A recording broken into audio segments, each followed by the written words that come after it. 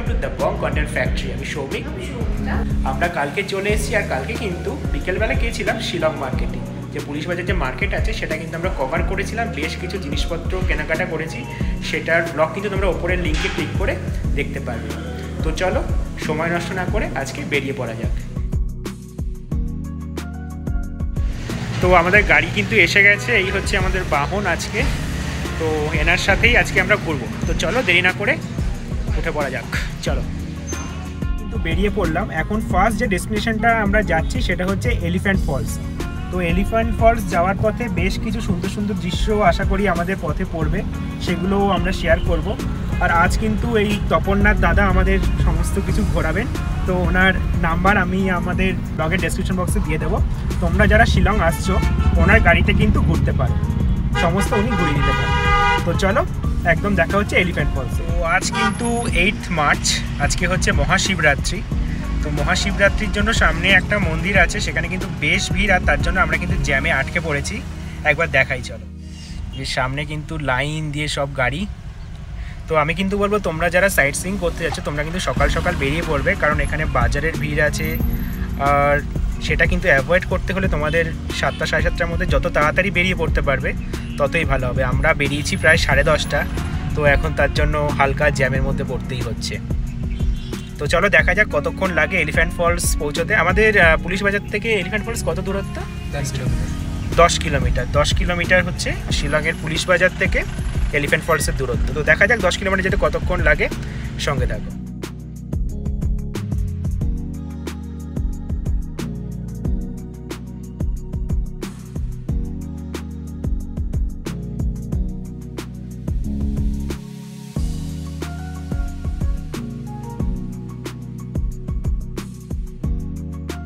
তো পাশ দিয়ে চলে যাচ্ছে হচ্ছে চেরাপুঞ্জি আর ডাউকি যাওয়ার রাস্তা। আমাদের রাস্তাটা আলাদা হয়ে গেল, আমরা যাচ্ছি এলিফ্যান্ট ফলসের রাস্তা। এখান দিয়ে সোজা এখানে দেখা যাবে। ও আচ্ছা, ওয়েলকাম টু এলিফ্যান্ট ফলস, এই যে লেখাটা। ভীষণ ফেমাস আর ভীষণ সুন্দর জায়গাটা।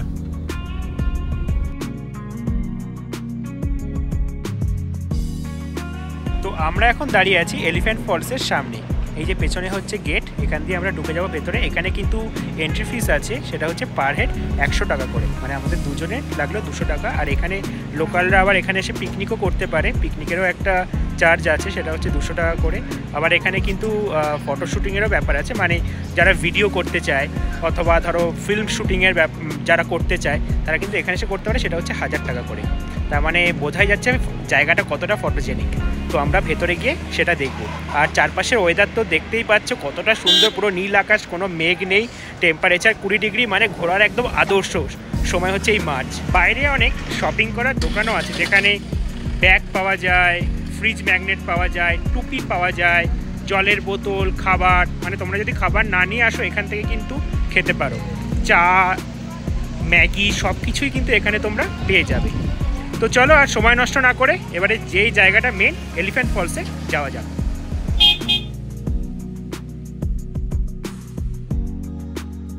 তো আমরা ভেতরে ঢুকে পড়লাম। ও অ্যাজ ইউজুয়াল ছবি তুলতে ব্যস্ত।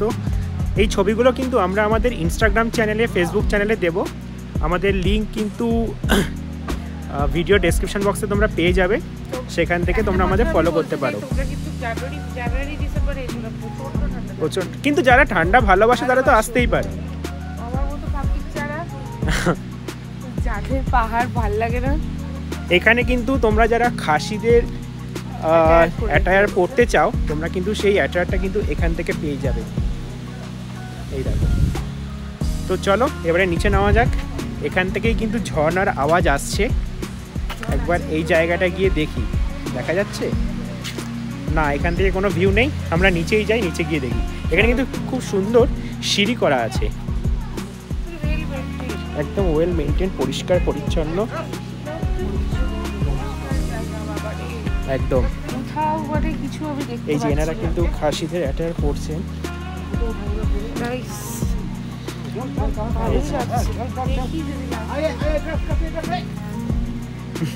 দারুণ লাগছে। তুই কি পড়তে চাস খাসি অ্যাটায়ার? চলো নিচের দিকে যাওয়া যাক। আমাদের কিন্তু অনেকটা নিচে নামতে হবে, এই জায়গাটার মানে এলিফ্যান্ট ফলসের খাসিদের দেওয়া একটা নাম ছিল, যেটার নাম মানে হচ্ছে 3 স্টেপ ফল। নামটা আমরা উচ্চারণ করতে পারছি না। হ্যাঁ, নামটা একটু হচ্ছে বিশাল বড় নাম, কিন্তু এই 3 স্টেপ ফল নামটার মানে হচ্ছে এখানে 3টে ধাপে এই ঝর্ণাটা কিন্তু পাহাড় থেকে নিচে নেমেছে, তাই তো? হ্যাঁ, লাস্ট ধাপে সবথেকে ভালো, লাস্ট ধাপে সবচেয়ে সুন্দর ভিউ, আর পুরোটাই কিন্তু সিঁড়ি দিয়ে নিচে নেমে যেতে হবে। তো 3টে ফলের মধ্যে আমরা কিন্তু এখন দাঁড়িয়ে আছি ফার্স্ট ফলের সামনে। তো ব্রিটিশরা কিন্তু এই ফলটার নাম দিয়েছিল এলিফ্যান্ট ফলস, কারণ হচ্ছে একদম থার্ড ফলের সামনে একটা পাথর আছে যেটা দেখতে কিন্তু অনেকটা হাতির মুখের মতো। যদিও সেটা 1897 সালে আর্থকোয়েকে সেটা সম্পূর্ণভাবে ডিস্ট্রয় হয়ে যায়, এখন আর সেটা নেই, বাট নামটা কিন্তু রয়ে গেছে সেই পাথরের নাম অনুযায়ী এলিফ্যান্ট ফলস। তো চলো ফার্স্ট ফলটা এবার তোমাদের দেখাই। দারুণ ওয়েদার, কিন্তু কোনো মেঘ নেই আকাশে, ঠান্ডা ঠান্ডা, সত্যি মানে আমি অ্যামেজড। তোর হয়তো ভালো লাগছে না কারণ তুই সি বিচ প্রেমী, বাট আমার সত্যি খুব ভালো লাগছে। এখান থেকে কিন্তু ফার্স্ট ফলটা দারুণ ভিউ পাওয়া যাবে। চলো, নীল আকাশের নিচে আমরা দাঁড়িয়ে আছি ফার্স্ট ফলের একদম সামনে। আর একটু জুম করে দেখাতে চাইবো, জলটা দেখো নিচে, মানে আমরা বাড়ির ক্যালেন্ডারে এইরকম ফলসের ছবি কিন্তু দেখতে পাই, এত সুন্দর। এই যে ফার্স্ট ফলসটা, এটা কিন্তু নিচে নেমে গিয়ে এই যে এটা হচ্ছে সেকেন্ড ফলসে গিয়ে মিশছে। তো আমরা নিচে যাব, আরও দেখতে থাকো, আর জলটা দেখাবো আমি, পুরো ক্রিস্টাল ক্লিয়ার, এত পরিষ্কার জল। চলো আর একটু নিচে নামা যাক এবার। ফার্স্ট ফলসটা আমরা দেখলাম এখান থেকে ডান দিকে, বাঁ দিকে হচ্ছে সেকেন্ড আর থার্ড ফলস।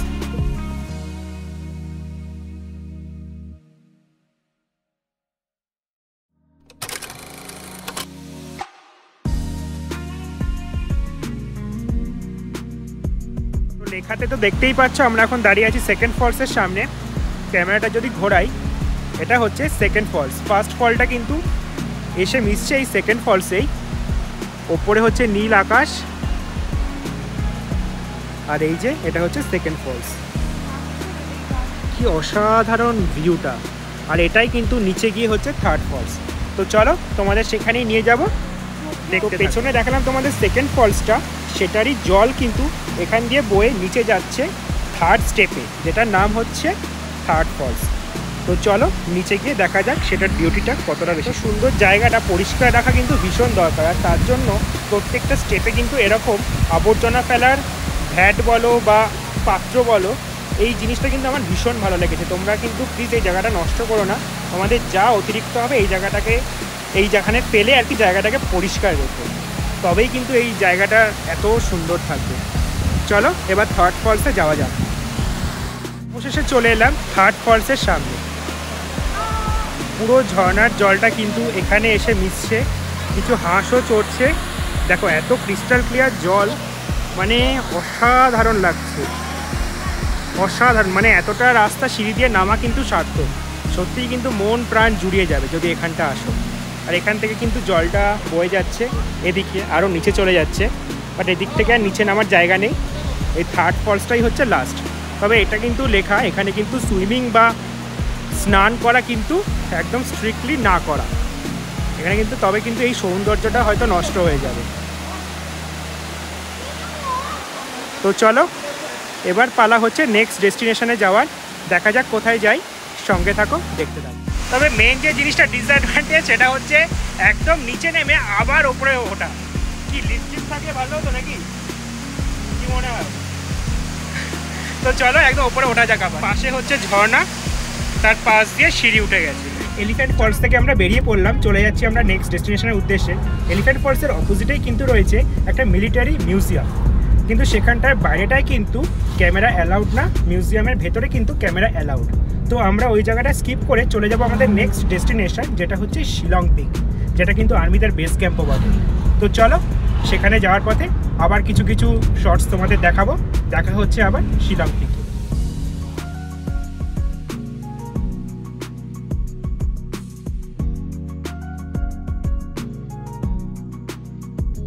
তো শিলং পিকে যাওয়ার অনেকটা আগে আমাদের গাড়ি থেকে নেমে পড়তে হলো।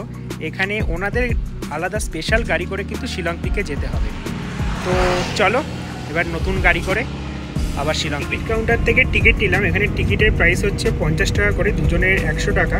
আর সাথে এখানের ভিউ পয়েন্টে যাওয়ার জন্য স্পেশাল গাড়ি লাগবে, যেটার কিন্তু ভাড়া হচ্ছে দুজনের 200 টাকা। তার মানে আমাদের টোটাল পড়ছে 300 টাকা গাড়ি ভাড়া প্লাস ভিউ পয়েন্টের টিকিটের প্রাইস মিলিয়ে পার হেড 150 টাকা করে। তো চলো এবার ভিউ পয়েন্টে যাওয়ার রাস্তাটা একবার দেখিয়ে নিই। তো আমরা ঢুকে পড়লাম ভিউ পয়েন্টে। পেছনের জায়গাটা ছিল হচ্ছে মিলিটারি এরিয়া, ইন্ডিয়া এয়ারফোর্সের এরিয়া, তার জন্য ভিডিও করা যাবে না। তো এই জায়গাটা হচ্ছে শিলং ভিউ পয়েন্টের রাস্তাটা। তো এখান থেকে আবার ক্যামেরা ভিডিও সব অ্যালাউড, বাট যদিও আবার ড্রোন শট বা এই সমস্ত কিন্তু এখানে কিচ্ছু করা যাবে না। I love Shillong peak. চলো গাড়ি থেকে নেমে সব দেখাচ্ছি তোমাদের। আমরা দাঁড়িয়ে আছি এখন শিলং পিকের সামনের রাস্তাটা, একটা 360 ভিউ দেখাই। মানে এত পরিষ্কার, এত ক্লিন, এত নিট অ্যান্ড ক্লিন, মানে অসাধারণ। না এতটা নয়, বাট দার্জিলিং খুব পরিষ্কার। এখানে কিন্তু একটা টেলিস্কোপেরও ব্যাপার আছে, যেখানে পার হেড 20 টাকা করে টেলিস্কোপ দিয়ে পুরো শিলং ভিউ দেখা যাবে। তো ফার্স্টে যাওয়া যাক শিলং পিকের ভিউ পয়েন্ট থেকে কীরকম দেখা যায় উইদাউট টেলিস্কোপ। চলো, এটা হচ্ছে শিলং ভিউ পয়েন্ট। এটা হচ্ছে শিলংয়ের কিন্তু সব থেকে উঁচু জায়গা, যেখান থেকে পুরো সামনে যে শহরটা দেখছো ওটাই কিন্তু শিলং শহর। আমরা ছিলাম হচ্ছে সেই শিলংয়ের পুলিশ বাজারে, ওখান থেকে ড্রাইভ করে এত দূরে, এতটা ওপরে। এই যে এটা হচ্ছে শিলং সিটি, পুরো ভিউটা শিলং ভিউ পয়েন্ট থেকে আমরা দেখতে পাচ্ছি। আর এখানে আসার রাস্তাটাও খুব সুন্দর, চারপাশে ভ্যালি, দারুণ। তবে এখানে আসার জন্য মেইন যেটা, আইডি কার্ড কিন্তু মাস্ট, তাই না? আমাদের দুটো জায়গায় কিন্তু আইডি কার্ড লাগলো, সব সময় ক্যারি করতেই হবে, কারণ এটা কিন্তু মিলিটারি এরিয়ার মধ্যে পড়ছে। তো ওনারা কিন্তু আইডি কার্ড ছাড়া অ্যালাউ করেন না। চলো, এটা হচ্ছে টেলিস্কোপের সামনে থেকে ভিউটা, ও দেখার চেষ্টা করছে। কিরে কিছু দেখতে পাচ্ছিস? কেমন ভিউ? ওটা একটু ওপরে তোল, ওপরে তোল, আর একটু ওপরে তোল। যত ওপরে তুলবি সিটি ভিউটা তো পাবি। সো এই টেলিস্কোপ থেকে সোজা শিলংয়ের ভিউ কিন্তু দেখা যাচ্ছে।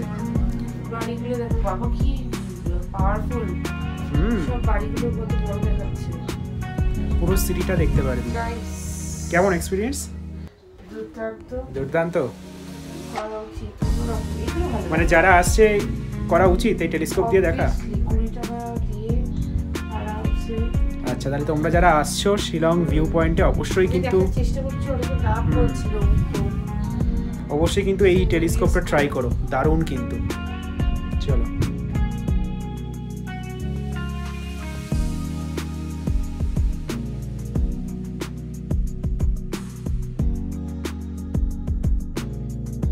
এসে গেছে আমাদের পকোড়া। এটা কিন্তু চিকেন পকোড়া না, এটা হচ্ছে বাঁধাকপির পকোড়া। খেয়ে দেখ, গরম গরম পাহাড়ের ঠান্ডা ঠান্ডা। ও পকোড়া মাস্টার।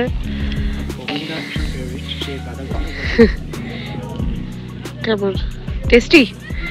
ঠান্ডা জায়গায় তো টেস্ট এমনি খাবারের একটু ভালো। ঘন্টার থেকে তো বাঁধাকপি পকোড়া অনেক ভালো। তোমরা ট্রাই করতে পারো এখানে অবশ্যই এসে। একদম। আর এই চারিদিকে এই সিনিক বিউটি দেখতে দেখতে, এই ওয়েদার, এই আকাশ, নীল আকাশ, খাওয়ার ওয়েদার, যেতে ইচ্ছে করছে না আমার, বাট যেতে হবে। রোদটা চড়া থাকলেও ঠান্ডা হাওয়া দিচ্ছে বলে কষ্ট হচ্ছে না, দারুণ লাগছে। এই টাইমটা কিন্তু খুব ভালো, একদম। তো খেতে থাক, আমি দেখি এক বাইটও পাবো না, আমি তাড়াতাড়ি গিয়ে আগে একটু ভাগ বসাই, আসছি, দেখা হচ্ছে। শ্রীমতী বসে পড়েছেন, ম্যাগি খাচ্ছেন। ম্যাগি কেমন? আবার সঙ্গে আবার কাশছেনও।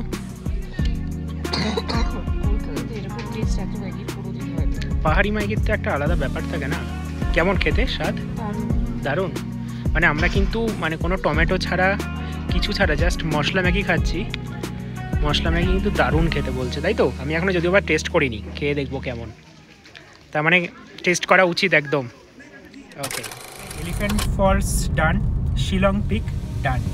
এবারে আমাদের নেক্সট ডেস্টিনেশন হচ্ছে, কিরে বল আমাদের নেক্সট ডেস্টিনেশন? লাইটলুম ক্যানিয়ন। তো সেটা হচ্ছে শিলং পিক থেকে ড্রাইভ করে প্রায় 1 ঘন্টা। তো দেখা যাক আমাদের যেতে কতটা সময় লাগে, বেশ অনেকটাই দূর, গাড়ি করে যেতে হবে, দেখা যাক।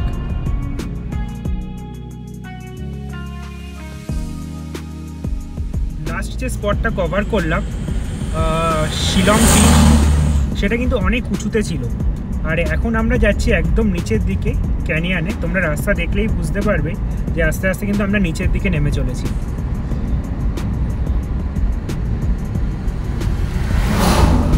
রাস্তার দুধারে প্রাকৃতিক সৌন্দর্য কিন্তু দারুণ দারুণ।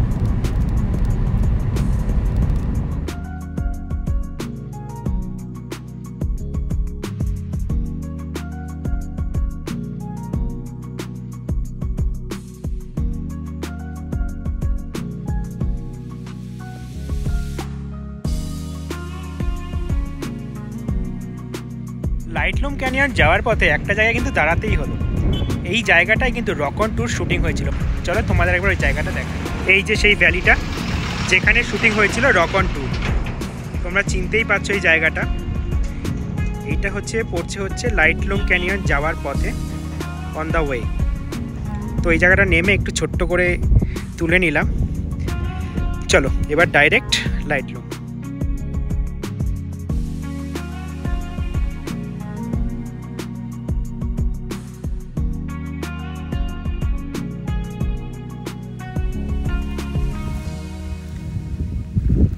Welcome to লাইটলুম canyon.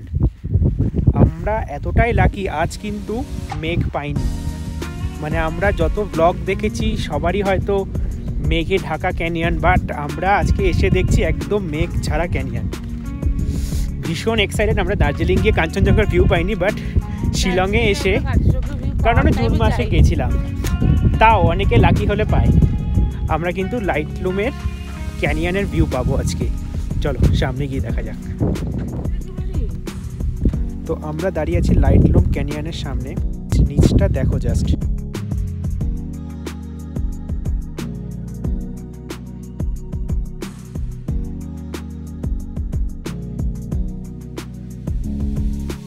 আমরা চলে এসেছি একদম পিক পয়েন্টে, যেখান থেকে লাইটলুম ক্যানিয়নের একদম টপ ভিউটা পাওয়া যায়। তো চলো একবার তোমাদের দেখাই। এইটা হচ্ছে সেই ভিউটা। এখান থেকে পুরো প্রপার ক্যানিয়নটার ভিউ তোমরা পাবে। এই দিকটা হালকা হালকা মেঘ চলে আসছে, তো এই দিকটার এখনও ভিজিবল।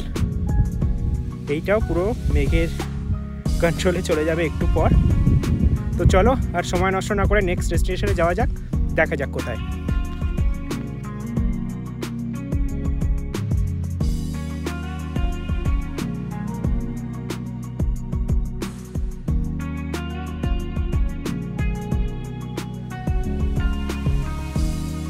বেশ কিছু জায়গা ঘোরার ইচ্ছা থাকলেও সেই লাইটলুম ক্যানিয়নের পর আর কোথাওই যাওয়া হলো না। তার কারণ হচ্ছে শিলংয়ের ট্রাফিক জ্যাম।